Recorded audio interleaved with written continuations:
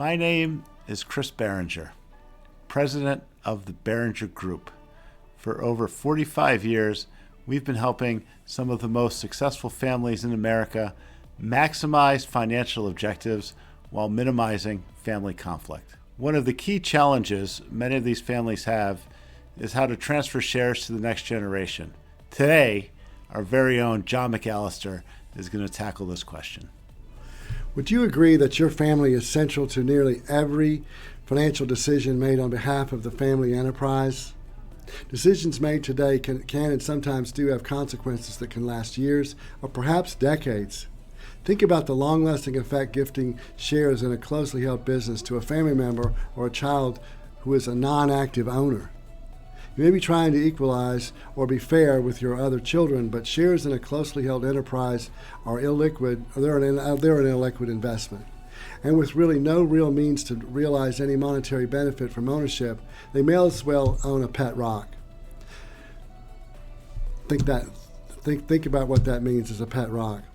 You could be setting yourself up for a trap that may cause the enterprise to sell, or worse yet, fall into enough of the non-active shareholders that then they get together and demand fair and equal and adequate consideration. Hello, my name's John McAlister with the Behringer Group. We're an advisory firm exclusive to the needs of highly successful privately held companies.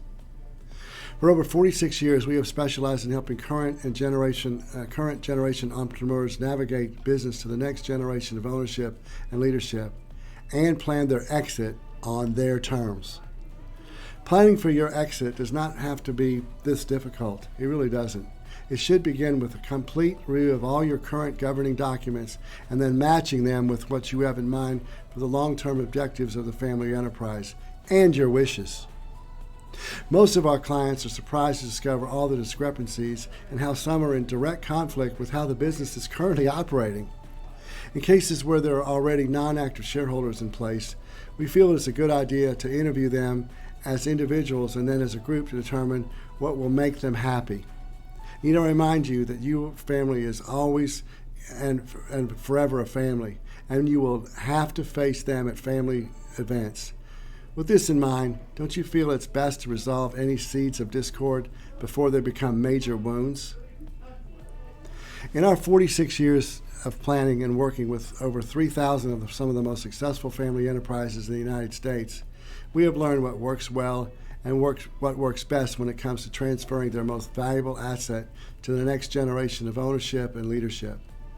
Regular communication among the family and their advisors is central to finding a solution that works and then more easily executed. If you are one of those lucky business owners with family and children already working alongside you in the business, congratulations are in order. Is everyone on the same page when it comes to growth, compensation packages, nepotism, and resolving family conflict? My guess is the answer is no. More than likely, there are some holes that need to be discussed and dealt with accordingly. When you are comfortable with your exit plan from the business, including the time frame and your ongoing role, the easier it will begin making decisions with the next generation of your family and children. Keep in mind that you may only get one chance for an exit. Learn the facts and get it right. The consequences are just far too great otherwise. Wow, there's a lot to unpack there.